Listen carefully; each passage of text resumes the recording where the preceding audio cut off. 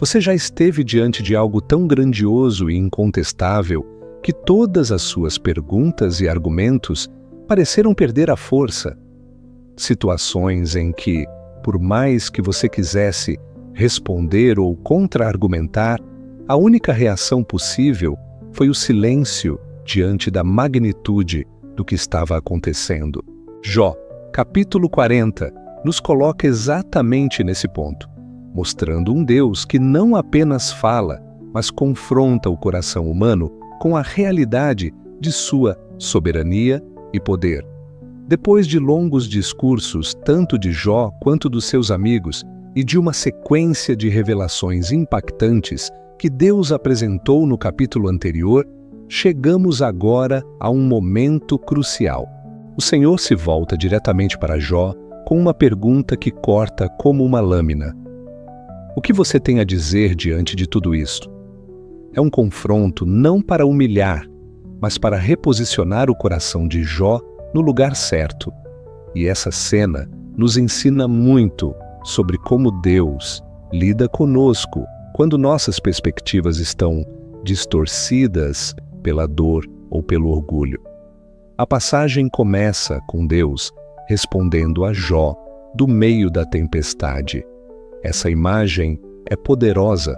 Uma tempestade carrega força, intensidade e, ao mesmo tempo, um certo caos.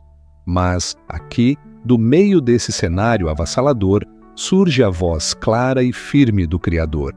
Isso nos lembra que Deus não é apenas o Deus da calmaria.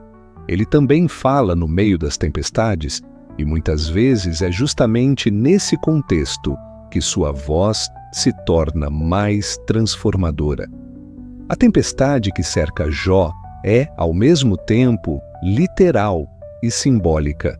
Representa o caos que ele está vivendo e a intervenção divina que está para mudar tudo. Deus começa sua fala dizendo: cingindo agora os teus lombos como homem, eu te perguntarei, e tu me responderás.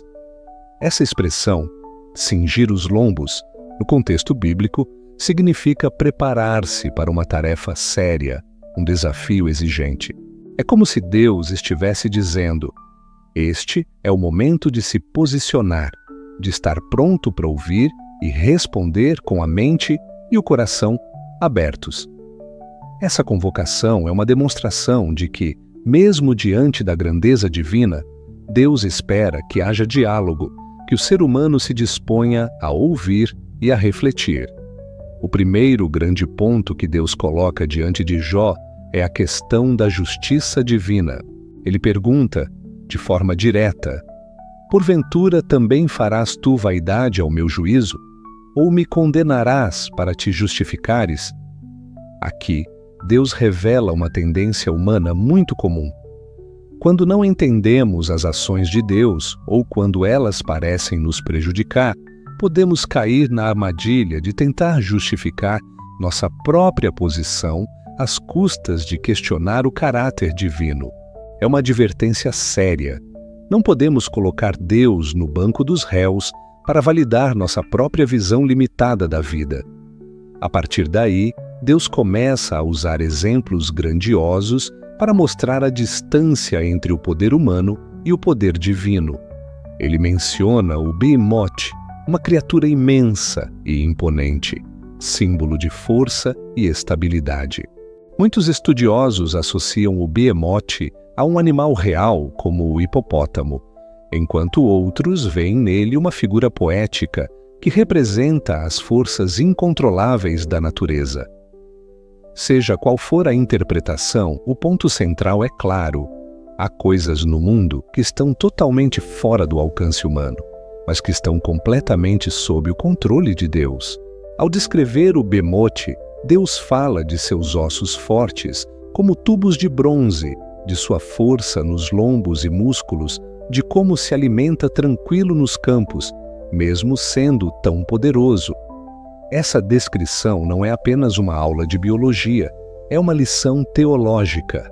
O Behemoth vive no seu habitat, cumpre seu papel no equilíbrio da criação e está sujeito às leis que Deus estabeleceu. Isso é um lembrete para Jó e para nós. de que, assim como cada criatura tem seu lugar e função, nós também temos o nosso, e Deus está atento a cada detalhe. A mensagem implícita é que, se Deus é capaz de criar e sustentar uma criatura tão impressionante e complexa, Ele certamente é capaz de cuidar da vida humana, mesmo quando não entendemos seus métodos. A grandeza do Behemoth aponta para a grandeza do Criador, e esse é o argumento central que Deus quer que Jó perceba. Não se trata de responder às perguntas específicas de Jó, mas de levá-lo a enxergar o quadro maior. É interessante observar como Deus não entra em debates teológicos longos, nem apresenta explicações minuciosas para o sofrimento de Jó. Em vez disso, ele muda completamente o foco da conversa, deslocando Jó do centro das atenções para o centro da obra criadora e governante de Deus. Essa mudança de perspectiva é muitas vezes o que precisamos quando estamos imersos em problemas. Deixar de olhar para nós mesmos como o eixo central e passar a enxergar a vida a partir do ponto de vista divino. Esse início do capítulo 40 também nos desafia a considerar como respondemos quando Deus nos confronta. Estamos prontos para ouvir? Ou ficamos tentando elaborar justificativas para manter nossa própria razão? A postura de Jó diante dessas palavras é de humildade. Ele reconhece que falou demais e decide colocar a mão sobre a boca. Esse gesto é simbólico. Parar de falar para começar a ouvir. E no relacionamento com Deus, há momentos em que o silêncio é a resposta mais sábia, porque ele revela submissão e reverência. O que aprendemos aqui é que muitas vezes Deus não vai responder nossas perguntas da forma que esperamos. Ele vai, sim, nos conduzir a um lugar de confiança e entrega, usando exemplos e realidades que talvez nem pareçam diretamente ligados ao nosso sofrimento, mas que nos lembram de quem Ele é. E quando sabemos quem Ele é, podemos descansar, mesmo sem todas as respostas.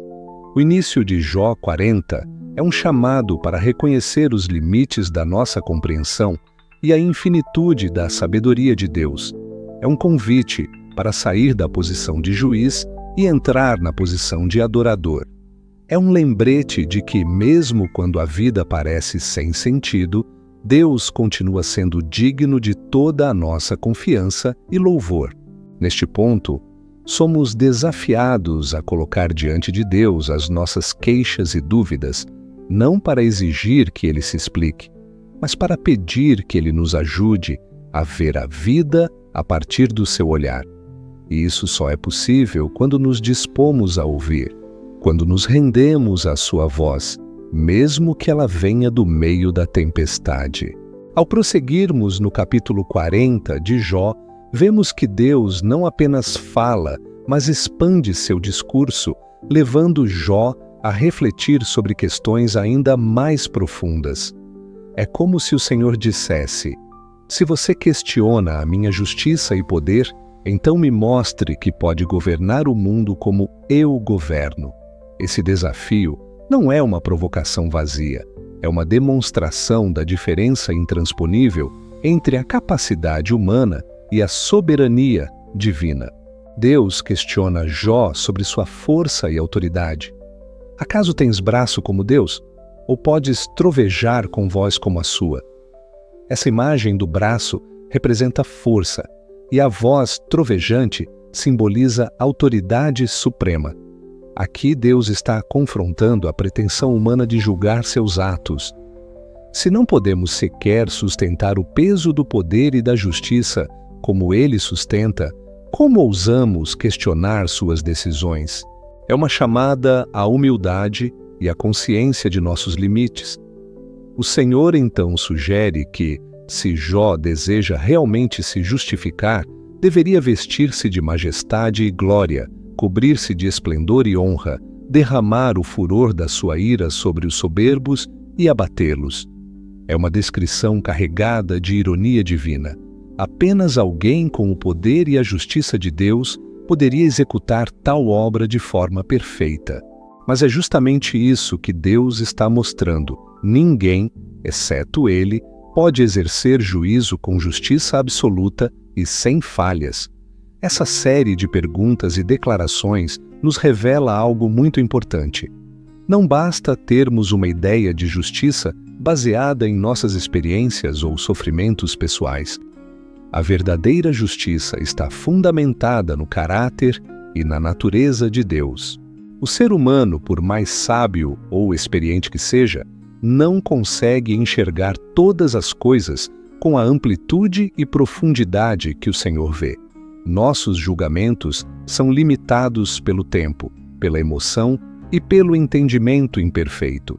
Nesse ponto, Deus apresenta outro exemplo da sua criação para reforçar o argumento, o Leviatã. Embora no capítulo 40 ele inicie com o Bemote, no contexto mais amplo da sequência, o Leviatã simboliza uma força ainda mais indomável, uma criatura que desafia qualquer tentativa humana de domá-la. Essa transição é importante, pois mostra que a criação está repleta de elementos que estão totalmente fora do nosso controle, mas completamente sob o controle do Criador. A descrição do Bemote, que segue detalhada, é fascinante. Deus fala de como essa criatura se alimenta de erva como o boi, mas possui músculos e ossos de força incomparável.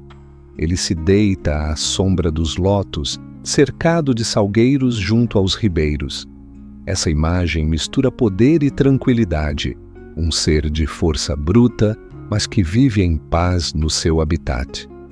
Essa harmonia só é possível porque ele está no lugar onde Deus o colocou, cumprindo o propósito para o qual foi criado. É impossível não enxergar aqui uma lição para nós. Quantas vezes tentamos controlar ou mudar aquilo que está além da nossa capacidade? Quantas vezes nos debatemos tentando encontrar respostas imediatas, quando, na verdade, a resposta está em confiar que Deus sabe o que está fazendo? O Bemote não tenta ser outra coisa, senão o que é. Ele não luta contra o seu papel na criação. E essa aceitação silenciosa é um contraste gritante com o coração humano, que tantas vezes se inquieta e se rebela diante daquilo que não entende. O texto também mostra que, mesmo para o homem mais forte, lidar com uma criatura dessas é impossível. Quem conseguiria capturá-lo ou controlá-lo? E, no entanto, para Deus, ele é apenas mais uma obra das suas mãos, plenamente conhecida e sustentada. É como se o Senhor dissesse: Jó, se você não pode lidar nem com uma criatura que eu criei, como espera compreender e questionar a totalidade da minha obra no mundo? Outro detalhe que merece atenção é a conexão entre essas descrições e o cenário em que Jó se encontra. Ele está imerso em dor, perda e incompreensão, e Deus poderia simplesmente dizer: confie em mim. Mas em vez disso, ele leva Jó a contemplar o mundo natural, as forças e criaturas que existem independentemente da intervenção humana. É uma forma de ampliar a visão, tirando Jó do foco estreito da própria dor e convidando-o a enxergar a grandeza de um Deus que governa todas as coisas. Esse é um recurso pedagógico divino que também se aplica a nós. Quando nos concentramos apenas no problema, ele cresce e toma proporções ainda maiores na nossa mente. Mas, quando elevamos os olhos para ver a obra de Deus, seja nas estrelas, nas montanhas, no mar ou até mesmo em criaturas como o Bemote, somos lembrados de que há um propósito e uma ordem muito maiores do que conseguimos perceber. E isso nos traz paz. Além disso, a forma como Deus descreve o Bemote, com tantos detalhes e nuances, revela que ele se importa com cada parte da sua criação. Isso nos lembra que Ele também conhece cada detalhe da nossa vida. Ele não está distante nem indiferente. Se Ele sabe onde o behemote descansa, o que come e como se move, quanto mais Ele sabe sobre as necessidades e dores daqueles que criou à sua imagem. Esse bloco do texto bíblico é um convite a deixar de lado a pretensão de entender tudo e abraçar a humildade diante de Deus. É reconhecer que há limites claros para a nossa capacidade e que esses limites não diminuem o cuidado e o amor do Criador por nós. Pelo contrário, nos mostram que podemos descansar porque Ele é suficiente. Assim, ao observarmos o diálogo de Deus com Jó, percebemos que não se trata apenas de corrigir um homem que falou demais, mas de conduzi-lo a um lugar de adoração, confiança e reverência. É um processo de transformação interna que começa quando admitimos que não sabemos tudo e que não precisamos saber, porque estamos nas mãos daquele que sabe e controla todas as coisas. À medida que avançamos no capítulo 40 de Jó, o discurso de Deus continua a expor a fragilidade humana diante da sua majestade. Após falar sobre o behemote, o Senhor introduz a descrição do Leviatã, uma criatura que se tornaria símbolo de poder indomável e mistério insondável. A maneira como Deus fala sobre o Leviatã não é apenas uma lição de zoologia antiga, é uma metáfora viva para as forças do caos e da rebeldia, que nenhum ser humano é capaz de subjugar. O texto nos convida a imaginar a cena, tentar pescar o Leviatã com um anzol, amarrar a sua língua com uma corda ou perfurar a sua pele com uma lança. É quase uma provocação divina. Você consegue fazer isso, Jó? A resposta, obviamente, é não. E essa impossibilidade não é apenas física, mas também espiritual. Existem forças, circunstâncias e desafios que simplesmente estão além do alcance humano, por mais inteligentes, fortes ou persistentes que sejamos. Deus, então, descreve a ferocidade dessa criatura. Quem ousaria enfrentá-la e sair ileso? A sua pele é tão resistente que nenhuma arma penetra. A sua força é tão grande que provoca pavor em qualquer um que a vê. Aqui o Senhor está usando o Leviatã como um espelho da própria realidade da vida. Há situações que não se deixam controlar, não importa quanto nos esforcemos. Isso não significa que Deus seja indiferente. Significa que Ele é o único capaz de lidar com essas forças. Essa descrição do Leviatã também nos leva a refletir sobre o orgulho humano. Quantas vezes nos colocamos na posição de quem acha que pode resolver tudo sozinho, que pode enfrentar qualquer desafio apenas com a força da própria vontade? O Leviatã é a lembrança de que existem coisas que exigem dependência total de Deus. Ele é o único que pode domar o indomável, que pode acalmar tempestades e silenciar o caos. O simbolismo aqui é profundo. O Leviatã não é apenas uma criatura marinha. Ele é um retrato de tudo aquilo que, aos nossos olhos, parece invencível. Pode representar medos antigos, traumas, injustiças que carregamos, tentações persistentes, ou até mesmo as forças espirituais que se opõem ao propósito de Deus na nossa vida. Tentar lutar contra essas forças sem Deus é como tentar capturar o Leviatã com um anzol, simplesmente impossível. Deus também destaca que, se alguém tentasse enfrentá-lo, não haveria quem pudesse salvá-lo. Isso traz à tona uma verdade central. Fora de Deus, não há segurança real. Podemos ter recursos, aliados, estratégias, mas, diante das forças que Ele controla, nada disso é suficiente. Essa consciência, longe de nos paralisar, deve nos conduzir à humildade e à entrega total. O texto prossegue descrevendo a aparência do Leviatã. Seus dentes aterrorizam, seu dorso é coberto de escudos impenetráveis, tão unidos que nem o ar pode passar entre eles.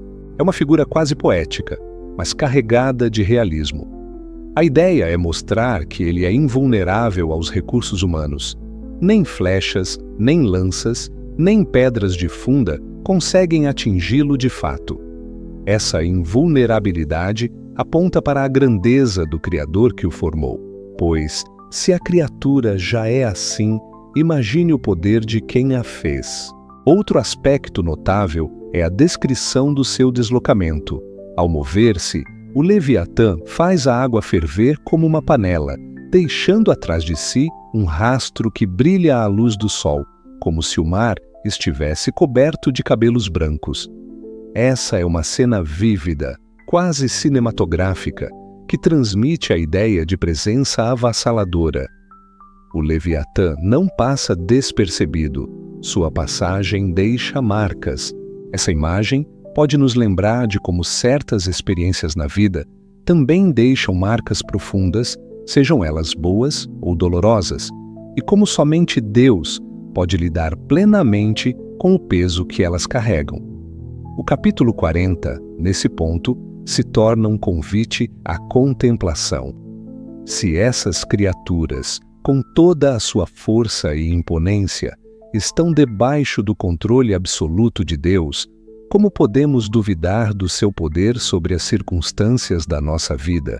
É um chamado à fé e à confiança, mesmo quando estamos diante de desafios que parecem tão esmagadores quanto o Leviatã. Também há aqui uma lição sobre limites. O ser humano é chamado a cuidar da criação, mas não a controlá-la completamente. Existem áreas que permanecem fora do nosso alcance para nos lembrar de que não somos deuses. Esse reconhecimento é libertador, porque nos tira o peso de tentar ser aquilo que nunca fomos chamados para ser. Não precisamos ter todas as respostas, nem resolver todos os problemas. Precisamos, sim, confiar em quem pode. A fala de Deus não é para envergonhar Jó, mas para restaurá-lo a um lugar de reverência e dependência. É como se o Senhor dissesse: olhe para o que eu fiz, para o que eu controlo, e perceba que sua vida está segura nas minhas mãos, mesmo quando você não entende o que está acontecendo. Essa é uma mensagem que atravessa os séculos e chega até nós hoje. Diante disso, somos desafiados a entregar os leviatãs da nossa vida ao Senhor. Aquilo que não conseguimos segurar, controlar ou vencer, precisamos colocar nas mãos dele. É um ato de fé e de rendição que nos liberta da ansiedade e do peso de tentar fazer o impossível.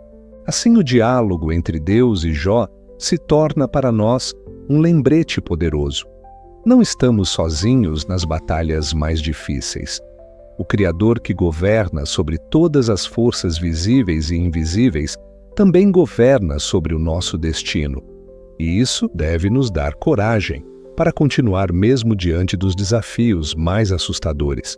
À medida que Deus continua seu discurso, ele passa a detalhar a grandiosidade do Leviatã, revelando que não é apenas uma criatura qualquer, mas uma obra-prima da criação, feita para inspirar temor e admiração.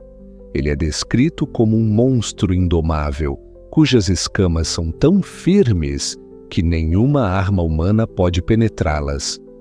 Essas escamas se encaixam tão perfeitamente que até o ar fica preso entre elas, impedindo que algo consiga feri-lo.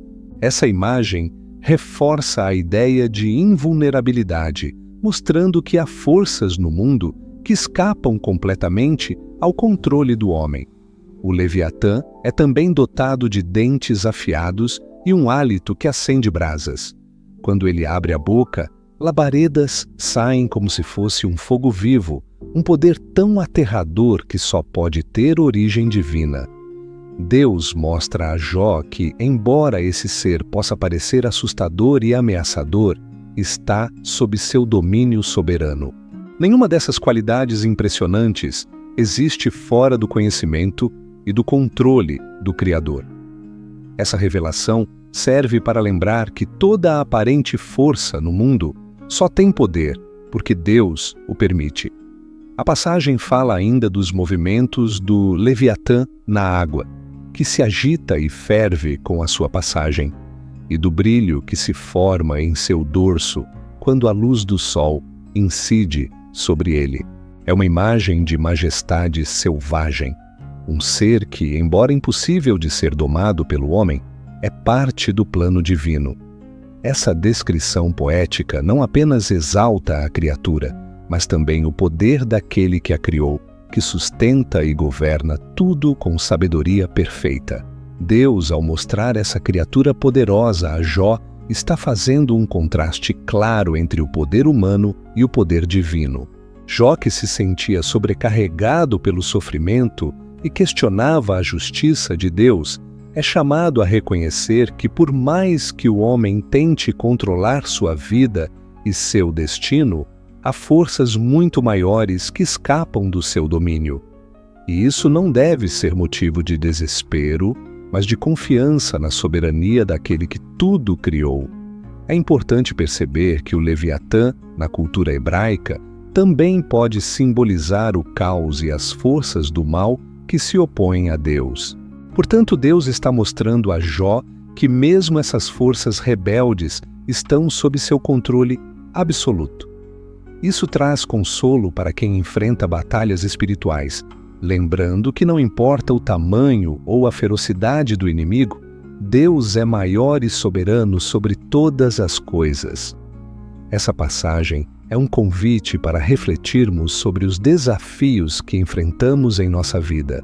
Muitas vezes nos deparamos com situações que parecem incontroláveis, problemas que parecem monstruosos e insuperáveis. O texto nos ensina que, mesmo diante dessas realidades, não estamos desamparados. Deus, que criou tudo isso e mais, tem o poder e a autoridade para nos sustentar e nos livrar. Ao meditarmos sobre o Leviatã, somos chamados a entregar nas mãos de Deus as lutas que nos parecem impossíveis. Não importa quão forte ou assustador seja o monstro que enfrentamos, ele é maior. Essa entrega não significa passividade, mas fé ativa, confiança na justiça e no amor de Deus, sabendo que Ele age no tempo certo e da maneira certa. O discurso de Deus neste capítulo é um convite à humildade e à adoração. Ele não apenas desafia Jó, mas também todos nós a reconhecermos nossa pequenez diante da grandeza do Criador. A verdadeira sabedoria está em reconhecer que não podemos controlar tudo, mas podemos confiar naquele que tem controle absoluto. Além disso, a descrição detalhada do Leviatã nos leva a contemplar a beleza e a complexidade da criação. Cada detalhe, desde as escamas até o hálito flamejante, é obra de um Deus que não deixa nada ao acaso. Isso nos lembra que nossas vidas, com todas as suas complexidades e dificuldades, também são objeto do cuidado amoroso de Deus. Ao final dessa reflexão, somos convidados a render nossos corações a esse Deus poderoso e amoroso, a confiar que Ele está no controle, mesmo quando as tempestades e os desafios nos cercam. Essa confiança nos dá paz e força para continuar, sabendo que o Criador do Universo caminha conosco em cada passo do caminho. Chegamos ao final do capítulo 40 de Jó, e a voz de Deus ressoa ainda mais poderosa e grandiosa. Deus conclui sua mensagem mostrando a Jó que o seu poder é incomparável e inquestionável e que, mesmo diante das criaturas mais impressionantes e temidas, Ele é soberano absoluto. Essa declaração não é apenas um desafio, mas um convite para que Jó reconheça a sua própria pequenez e a grandiosidade do Criador. Deus enfatiza que, embora Jó possa ter dúvidas e questionamentos, ele não possui a força ou a sabedoria necessárias para governar o mundo ou enfrentar as forças da criação que o Senhor controla. Essa é uma lição de humildade profunda, que nos chama a confiar plenamente na sabedoria e na justiça divinas, mesmo quando não entendemos as circunstâncias da nossa vida. Ao olhar para o Bemote e o Leviatã, Jó é convidado a contemplar o poder e o mistério da criação, reconhecendo que tudo está nas mãos de Deus. Essas criaturas representam o incompreensível, o indomável e o majestoso, símbolos da soberania que Deus exerce sobre tudo, desde o cosmos até os detalhes mais íntimos da vida humana. Essa passagem nos traz um ensinamento valioso para nossos dias. Quando enfrentamos dificuldades, dúvidas ou sofrimentos que parecem insuperáveis, podemos nos lembrar de que não estamos sozinhos. Há um Deus poderoso que criou e sustenta todas as coisas, que conhece cada desafio e que é capaz de nos fortalecer e guiar em meio às tempestades. O capítulo também nos desafia a mudar o foco das nossas preocupações. Em vez de insistir em compreender cada detalhe ou justificar nossas angústias, somos convidados a depositar nossa confiança naquele que está acima de tudo. Essa confiança não é cega, mas fundamentada no caráter de Deus, que é justo, fiel e amoroso. Por fim, o capítulo 40 de Jó nos conduz a uma resposta espiritual, o reconhecimento da grandeza de Deus e a entrega de nossas vidas em suas mãos.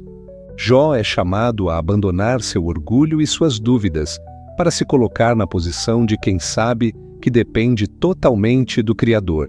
Vamos orar juntos. Senhor Deus Todo-Poderoso, reconhecemos hoje a Tua grandeza e o Teu poder sobre todas as coisas. Perdoa-nos quando duvidamos ou questionamos a Tua justiça sem compreender os Teus caminhos. Ajuda-nos a confiar em Ti de todo o coração, mesmo quando as respostas não chegam como esperamos. Que possamos descansar na certeza de que Tu governas com sabedoria e amor e que nada está fora do Teu controle. Fortalece a nossa fé e guia-nos pelo Teu caminho de paz. Em nome de Jesus. Amém. Se essa mensagem tocou o seu coração, peço que curta e compartilhe este vídeo. O seu like e o seu compartilhamento ajudam a levar essa palavra para mais pessoas, para que elas também sejam fortalecidas e encorajadas pela verdade de Deus.